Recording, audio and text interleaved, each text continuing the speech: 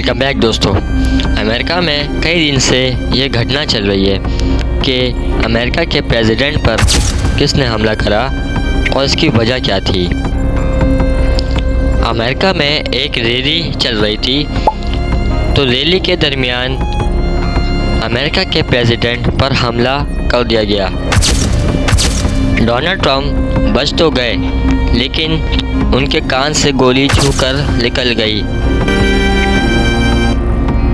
बात करते हैं ऐसे लड़के की जिसने इतनी सी उम्र में एक ऐसा काम सरअंजाम दिया। जी हाँ, जिसका नाम थॉमस मैथ्यू है। सबसे पहला सवाल यहाँ पे ये आता है, थॉमस मैथ्यू कौन था। थॉमस मैथ्यू एक अंग्रेज़ ताजिर था और सियासतदान भी था, और इसके अलावा वो हाउस ऑफ कॉमन्स में बैठता था, जबकि इसकी उम्र 20 साल ही थी। अब आप इससे ही अंदाज़ा लगा लें ये 20 साल लड़का क्या ही हुआ। थॉमस मैथ्यू ने बेथेल पार्क हाई स्कूल से ग्रेजुएट किया और इसके साथ साथ बहुत से अवार्ड भी हासिल किए।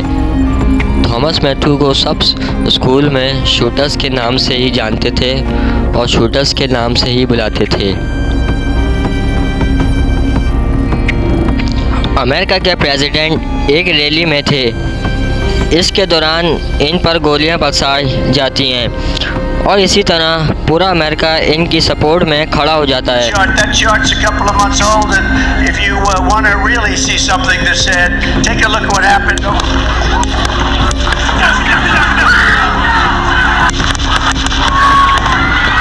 इस साल अमेरिका में इलेक्शन होने वाले हैं और कैंपेन भी तेज़ी से जारी है। आप लोगों की नज़र में ये असैसिनेशन अटैम्प्ट है या फिर एक पॉलिटिकल स्टंट।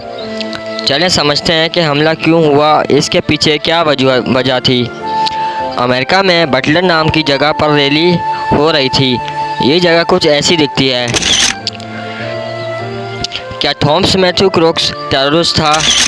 FBI ने आइडेंटिफाई किया कि थॉमस मैथ्यू क्रोक इस काम में अकेला था, इसके साथ कोई नहीं था और वो इस काम को खुद सरअंजाम दे रहा था, और इसके अलावा इसका टेरर आउट से कोई ताल्लुक नहीं है। इस अटैक में AR style semi automatic rifle इस्तेमाल की गई।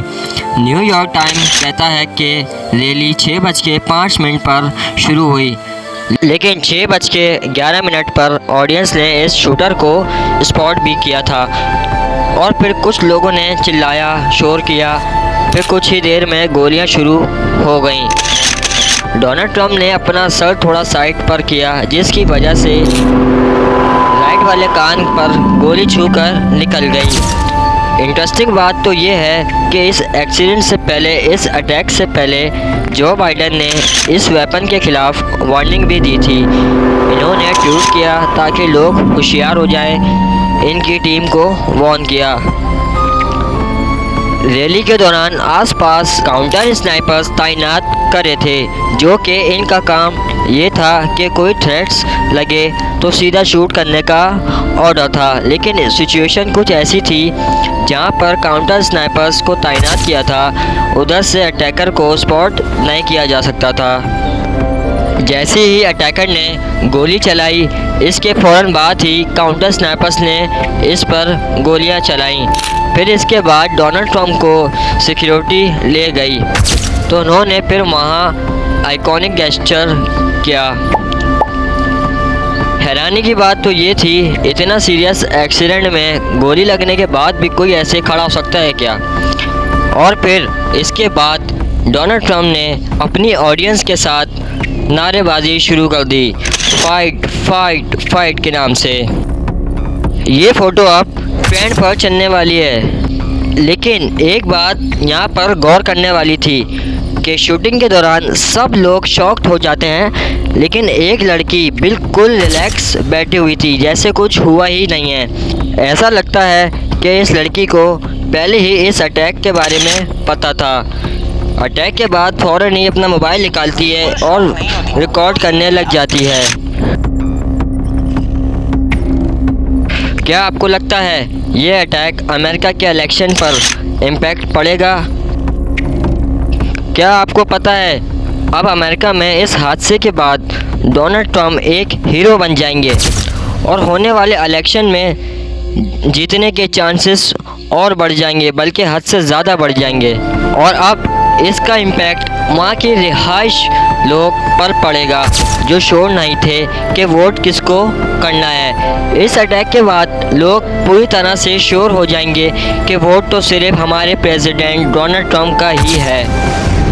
डोनाल्ड ट्रम्प की काफ़ी कंट्रोवर्शियल फिगर है। इनका नज़रिया, इनका स्टाइल और इनका इमिग्रेशन बिल्कुल ही एग्रेसिव है।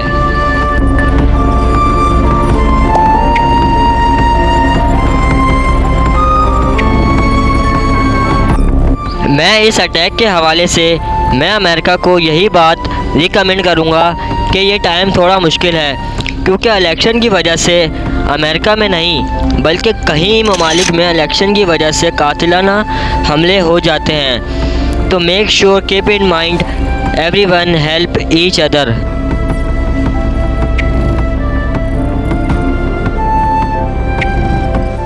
आज का बेसिक टॉपिक हमारा यहीं पे ही ख़त्म होता है।